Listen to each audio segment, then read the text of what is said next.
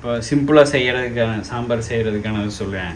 இப்போ வந்து 15 சின்ன வெங்காயம், ஒரு தக்காளி, 2 பூண்டு தட்டி வச்சுக்கிறது, கொஞ்சம் மஞ்சத்தூள், தாளிக்கிறதுக்கு கடுகு, சரி, வரமிளகா, கருவேப்பிலை, பெருங்காயம், சீரகம் கொஞ்சம் சீரகம், அப்புறம் துவரம் பருப்பு வேக வச்சு மசிச்சு வச்சுக்கணும்.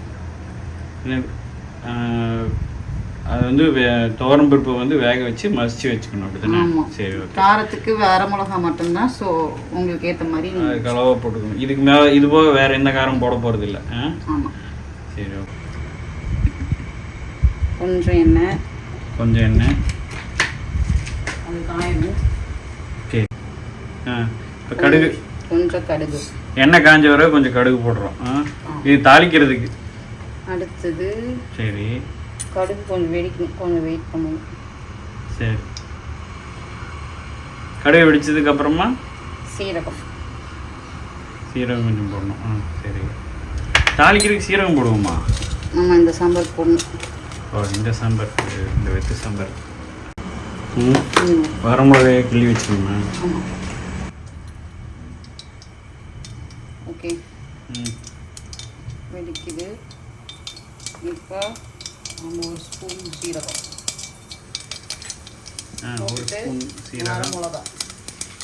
வரமிளகா அதையும் போட்டு நல்லா அப்புறமா வெங்காயம்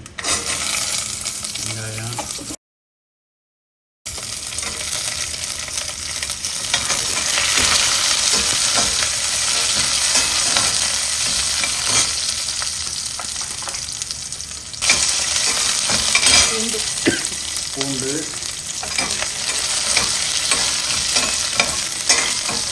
அதை வதக்கி விடணும். இதில் ஒரு ஸ்பூன் நெய் விடணுமா? நெய் வேணும்னா போட்டு வெட்ட போகும், பிடிக்காதவங்க போட வேண்டாம். அதுதான் கேட்டேன். நெக்ஸ்ட் கருவேப்பிலை, அடுத்தது கொஞ்சம் பெருங்காயம்,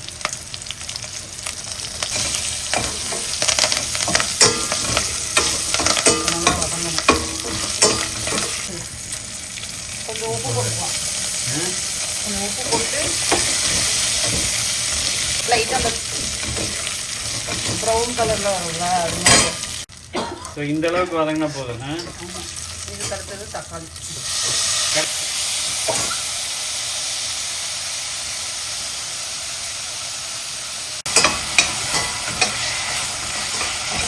தக்காளி போட்ட வரை கொஞ்சம் நேரம் வதக்கணுமா?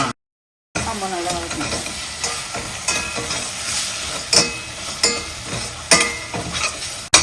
நல்லா வதங்கிடுச்சா? இப்போ இது நல்லா வதங்கினது தானே? இது நல்லா வதங்கிடுச்சு. சரி, அப்புறம் இப்போ கொஞ்சம் பருப்பு, வேக வச்ச பருப்பு அதை ஊற்றணும்.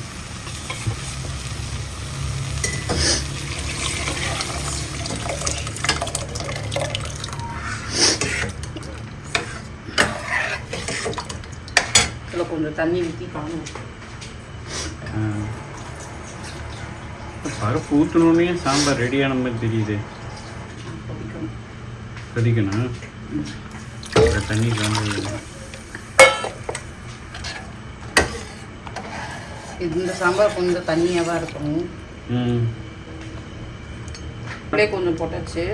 பருப்பில் கொஞ்சம் உப்பு போட்டு வேக வச்சியா? அப்புறம் மஞ்சத்தூள் இப்போ போடணும். அடுத்தது உப்பு. அதில் பருப்பில் கொஞ்சம் உப்பு போட்டுருக்கோம். ஸோ இது தேவையான சாம்பார் நல்லா கொதிச்சிச்சு. ஸோ நம்ம ஊற வச்ச புளியை கரைச்சி ஊற்றிக்கலாம்.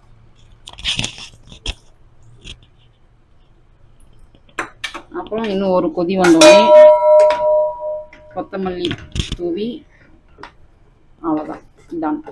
உப்பு மட்டும் கரெக்டாக இருக்கான்னு டேஸ்ட் பண்ணிக்கோங்க. இப்போ இவ்வளவுதான் வந்து வெத்து சாம்பார். ரொம்ப சிம்பிள். சூப்பர்.